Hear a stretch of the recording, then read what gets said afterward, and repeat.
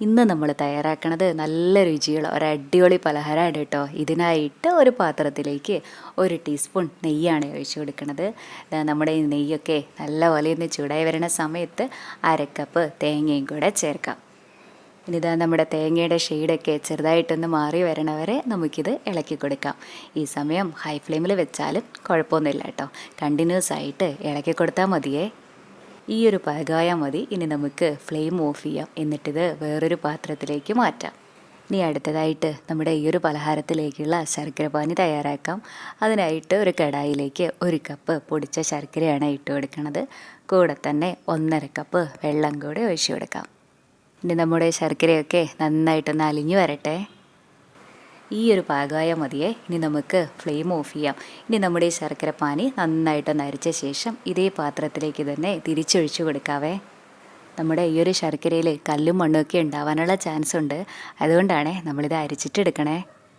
ഇനി നമ്മുടെ ശർക്കരപ്പാനിയൊക്കെ ചെറുതായിട്ടൊന്ന് തിളച്ച് വരുന്ന സമയത്ത് ഇതിലേക്ക് 1 കപ്പ് റവയാണ് കേട്ടോ ചേർക്കണത്. വറുത്ത റവയോ വറുക്കാത്ത റവയോ എന്തായാലും കുഴപ്പമൊന്നുമില്ല. ഇനി ഇതെല്ലാം കൂടെ നല്ലപോലെ ഒന്ന് യോജിപ്പിച്ച് കൊടുക്കാം. ഇത് നല്ല രുചിയുള്ള പലഹാരമാണ് കേട്ടോ. എല്ലാവർക്കും തന്നെ ഒരുപാട് ഇഷ്ടമാകും. നമ്മുടെ ചാനലിൽ കുറേ ഹെൽത്തി ആയിട്ടുള്ള നല്ല റെസിപ്പീസൊക്കെ ഉണ്ട്. കണ്ടിട്ടില്ലെങ്കിൽ ഒന്ന് കണ്ടു നോക്കണേ. അതുപോലെ നമ്മുടെ ഈ ചാനൽ ആദ്യമായിട്ടാണ് കാണണതെങ്കിൽ സബ്സ്ക്രൈബ് ചെയ്യാനും മറക്കല്ലേ. 1 മിനിറ്റ് തന്നെ ഇളക്കി കൊടുത്താൽ മതിയാകും കേട്ടോ. അപ്പോഴേക്കും എന്താ കണ്ടോ, നമ്മുടെ റവയൊക്കെ ഇതുപോലെ കുറുകി വന്നിട്ടുണ്ടാവും. ഇനിതാ നമ്മൾ ഇതിലേക്ക് ചേർക്കണത് നല്ലോണം പഴുത്തിട്ടുള്ള ഒരു നേന്ത്രപ്പഴം ചെറുതായിട്ട് അരിഞ്ഞെടുത്തതാണ്.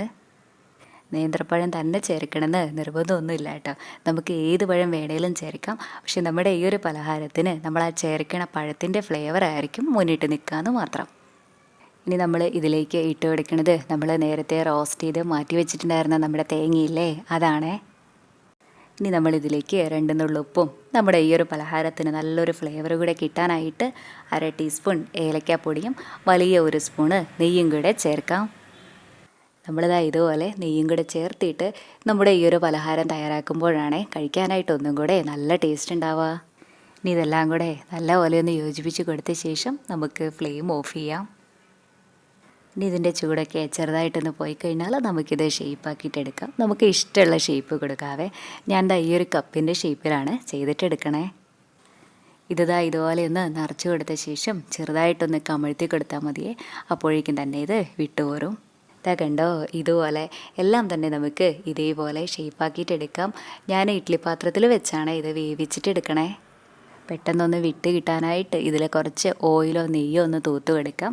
അതിനുശേഷം നമുക്കിത് ഓരോന്നായിട്ട് വെച്ച് കൊടുക്കാം.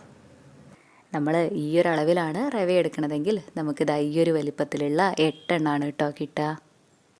ഇനി ഇതൊന്ന് മൂടി വെച്ച് കൊടുക്കാം. ലോ ടു മീഡിയം ഫ്ലെയിമിൽ 10 മിനിറ്റ്. അപ്പോഴേക്കും തന്നെ നമുക്കിത് നല്ലപോലെ വെന്ത് കിട്ടിയിട്ടുണ്ടാവും. ഇപ്പോൾ ഇത് നന്നായി തന്നെ വെന്തിട്ടുണ്ട്. ഇത്രയും മതി. ഇനി നമുക്ക് ഫ്ലെയിം ഓഫ് ചെയ്യാം. എന്നിട്ട് ഇതിൻ്റെ ചൂട് പോകാനായിട്ടൊന്ന് മാറ്റി വയ്ക്കാം. നമ്മൾ നെയ്യൊക്കെ തൂത്ത് കൊടുത്തുകൊണ്ട് തന്നെ ഈ ഒരു പാത്രത്തിൽ നിന്ന് എടുക്കാനായിട്ടും നല്ല എളുപ്പമാണ്.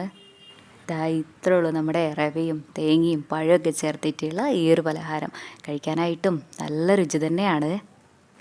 ഇത് നല്ല സോഫ്റ്റാണ് കേട്ടോ. തയ്യാറാക്കാനും നല്ല എളുപ്പമല്ലേ. ഇതുവരെ ഇതുപോലെ തയ്യാറാക്കി നോക്കിയിട്ടില്ലെങ്കിൽ ഒരു പ്രാവശ്യമെങ്കിലും ഇങ്ങനെയൊന്ന് ചെയ്ത് നോക്കണേ. എന്നിട്ട് അഭിപ്രായം പറയാനും മറക്കല്ലേ. താങ്ക്